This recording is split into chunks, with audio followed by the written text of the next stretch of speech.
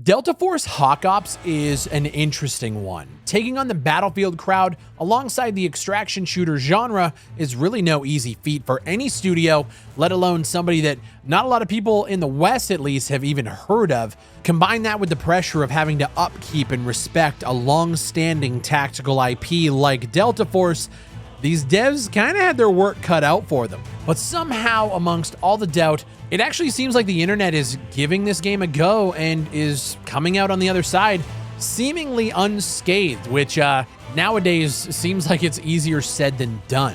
I've spent the last couple of days really diving in, taking in the scenery, and forming an opinion on the entire product. From Havoc Warfare to the Extraction Tactical Mode, this video is going to cover it all. So strap yourselves in because you're going on a ride in a little LAV. Ladies and gentlemen, my name is Big Fry, and this is Delta Force Hawk Ops. I'll see you guys on the other side.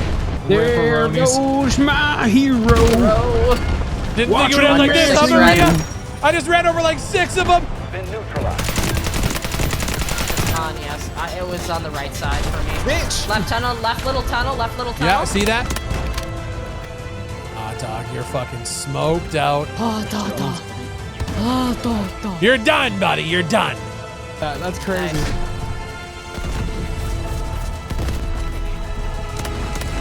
Oh, hey. Oh, yeah, bro. Yeah, they're all back there. Fuck. Taking out their tank. We have neutralized. Oh, we got it. We got this by the tits. What's up, fucker?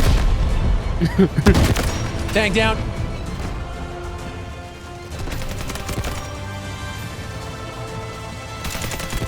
Keep pushing, we got this. Yeah, it's like kill streaks. We're on it. Yeah, we got it.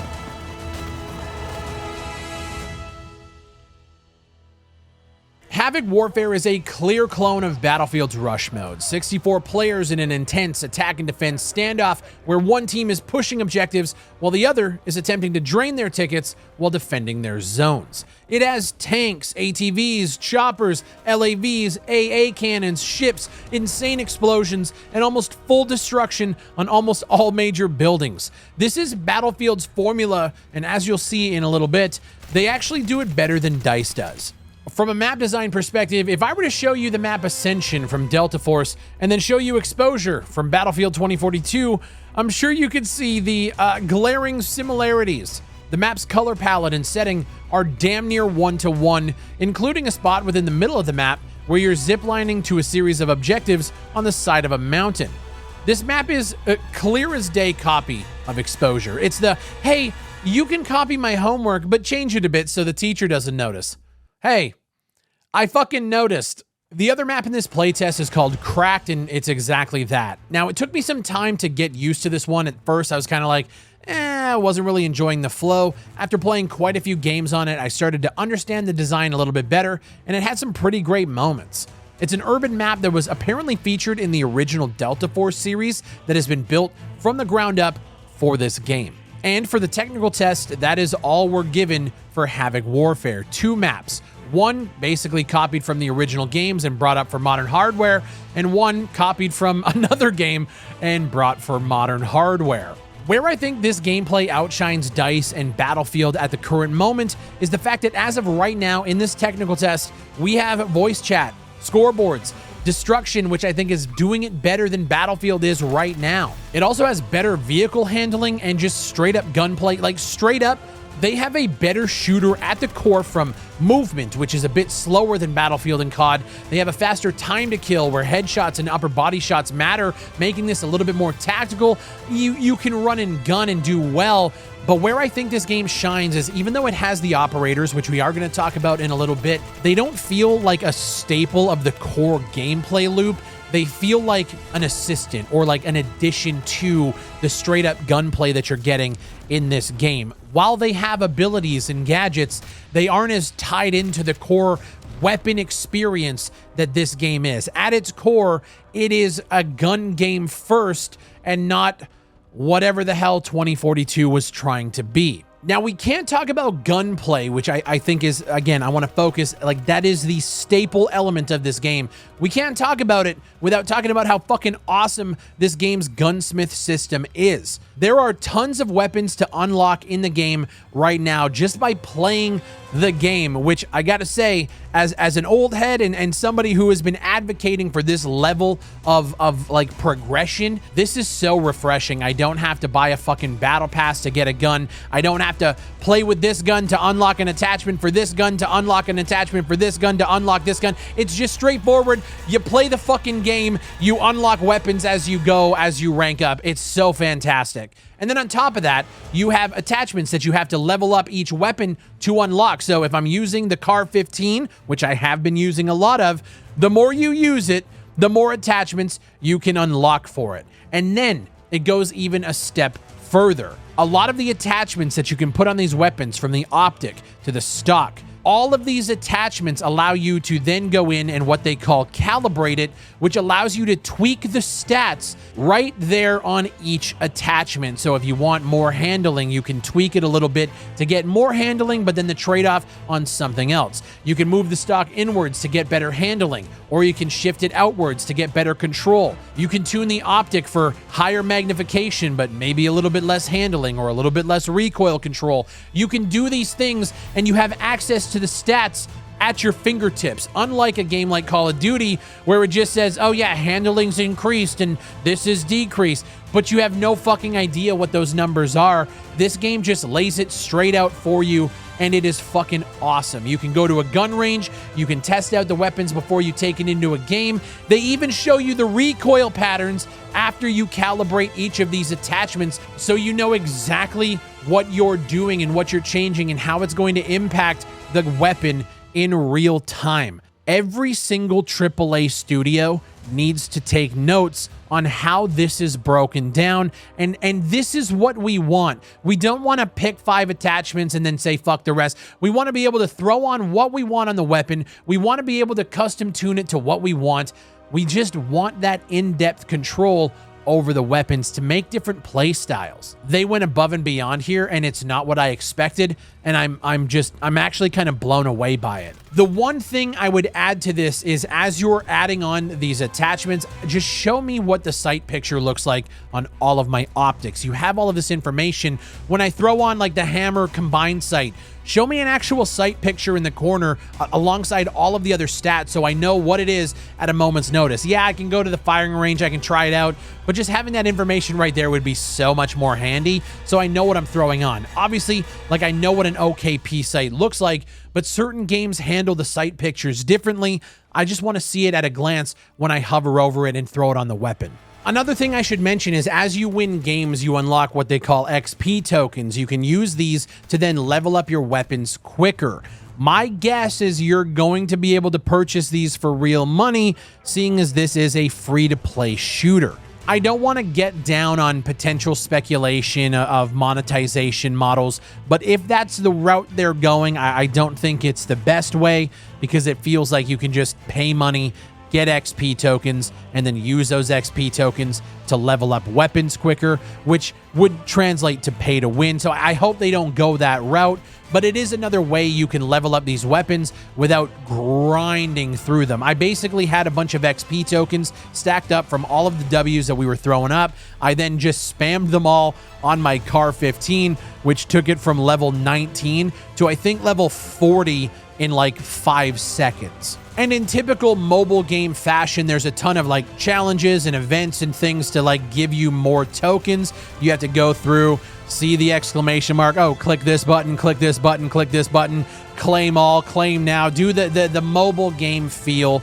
I like that there's progression, but like, just give me an inbox and just let me claim everything. I don't care to read through 18 pages to get a couple XP tokens, but they are there as well. Now listen, I know if you're 8 minutes in, you're wondering like, Fry, are you just gonna suck these guys' dick for the next 20 minutes? Look, there are some things I don't like about the game right now, but I'll be honest, they're not game breaking. They're things that I want to see fixed and added, like the fact that Havoc Warfare doesn't let you have a compass anywhere on your screen, but you get one in the tactical extraction mode, tactical turmoil. It doesn't make any sense. Why have a compass in one mode and not the other, when in Havoc Warfare it would actually do well to call out guys like, I see somebody going like 280 and your team can like look at it. It's just very weird. Instead, I'm having to ping and then they're, well, I don't see your ping. It's just a clusterfuck sometimes. If you want team-oriented gunfights, just give us a compass. Also, I've been sucking dick about this gun customization system for the last 5 minutes of this video. Let me do it in game. If I'm playing a game, see, this is one thing that I think Battlefield 2042 actually does better, which is that cross system that lets you change out attachments on the fly to kind of go from long range. And then if you're going into a more urban kind of closed, tight-knit area, you can throw a different sight on. This game doesn't really let you customize anything. You can change your operators, you can change your guns. Let me just customize everything in game. If there is a way to do it, none of the people on my squad who I've been playing with have been able to figure it out. All right, but now I want to talk about like the biggest controversy surrounding this game right now, which is their incessant use of bots within both game modes, Havoc Warfare and the Tactical Turmoil. For some reason, bots are plaguing this game with like real, in air quotations, player names, and a lot of them happen to have TTV in their name, but you can see them when they're running around like clear as day. It's a bot. I don't understand the need for bots in a closed test like this. Maybe they just don't have enough people. I do find that a little strange because they're literally giving out hundreds of thousands of keys on Twitch. So I don't know the need for it. I also don't know why all of their bots seemingly have TTV in their name. If it's some nefarious thing where like you're trying to show players that like, oh, there's a bunch of streamers playing this game. There's a bunch of streamers. I don't know. I don't know what the reason is, but I will say if you're playing this game, chances are you're going against a shit ton of bots, and sometimes those bots end up on your team, which means you've pretty much lost the fucking game. I don't know why they exist like this. I don't have a problem with like filling extra slots with bots, you know, to make the game full. I think in the long run, that's going to add some longevity to the game a little bit, but also, how are we not getting full lobbies right now? And why are you using like fake player names as bots? Just designate that they are bots. Or is it something you don't want players to know they're bots? You can fucking tell just by watching them play. It's really weird. I had to bring it up. I don't fucking like it. And I hope it's not there for launch. And honestly, for what we have in Havoc Warfare, there's 2 maps. The mode is the same on both. The game feels really, really good. I've been having a blast playing with the homies, and it's giving me that Battlefield feeling that I haven't had in quite a long time. Now, the same can't be said for the tactical mode, and this is where I think a lot of people's opinions are going to differ with mine. I've been seeing a lot of creators talk about how good the tactical extraction mode is, and I gotta say, for me, I can't really pinpoint why, but it's just not hitting for me. The extraction mode has a lot of cool things that I think a lot of people are looking for in a game like this. It has a really in-depth, obviously the customization system. It has an in-depth inventory system, stash management, the Tetris-style gameplay that a lot of people play games like Tarkov for. This is there. A lot of people have been comparing it to DMZ. I think it's kind of like a nice blend of a DMZ with your standard kind of more hardcore extraction shooter in terms of the inventory management, the looting, the amount of items in the game. It has a lot of good things going for it, and that's why I'm a little confused. I don't know why I play it, and it's a miss for me. I don't enjoy any of the firefights that I get into. We got into a couple of firefights with actual players. We've killed bots. And none of it just feels fun for me. You have an injury system. You have, you know, multiple objectives. You have a quest system. You have an auction house. You have all of these things that basically make up like a good Tarkov style experience. But for some reason, I cannot get immersed in this game. And I want to, because really, like, I'm sitting here making this video and I'm trying to pinpoint why I don't like it, and I just can't. Now, this is also on the heels of Arena Breakout Infinite announcing that they're launching next week into early access. Now, when I think about which extraction shooter I want to play more of, Arena Breakout Infinite is right up my alley. I had such a blast playing that game, so maybe I'm just spoiled and maybe that game is just doing more for me, and that's where I want to spend my time when it comes to extraction shooters. Not saying this game is bad, because like it's not, and that's I'm sitting here looking, I'm like, I can't even pinpoint anything that's really wrong with the extraction shooter. I just don't like it. But if you're looking for a casual, more like DMZ style experience with Tarkov inventory management, with quests, auction house, a base and a stash that you can upgrade, and all of the things that you expect out of these extraction shooters, I think you could jump in here and maybe have a good time. I wish it would hit for me. I just haven't seen that moment where I'm just like, oh fuck, like this is the shit. It's just not there. Right now, during this technical test, we don't have access to the campaign, but that is another like portion of this experience. Once this game comes out, that we also can like sink our teeth into. That's obviously the remake of Black Hawk Down. Dude, there's a lot going for this game. I wish I was a fan of the extraction side, but I also know a lot of people are. So take the excitement for the extraction side of this game, the Havoc Warfare side that I think is doing better than Battlefield is at the current moment. Plus we have a campaign coming that's going to put us in the boots in the 1990s, Black Hawk Down, old school weaponry, classic Delta Force experience. Holy shit. I took a lot of heat when I first covered this game from the internet. People were saying that this game is going to be dead on fucking arrival. They're ruining the Delta Force IP, blah, blah, fucking blah. Big Fry, you're fucking, you're overhyping, it's garbage, blah, blah, blah. A lot of people who have played the game are liking what they're playing, myself included. I know for me right now, I'm sitting here thinking like Havoc Warfare can feed that Battlefield experience for me. Arena Breakout Infinite coming out next week can feed that tactical extraction shooter for me. Plus we have Spectre Divide going into closed alpha next week as well, which is going to give me that competitive arena style FPS experience.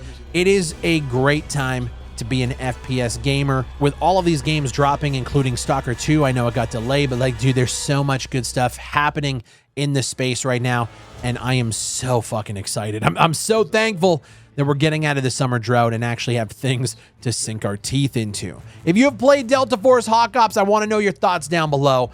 Do you enjoy it? Do you not? Let me know. Obviously in this video, you know, it is a technical test. There are some server issues that we have ran into, desync, servers dying and stuff like that.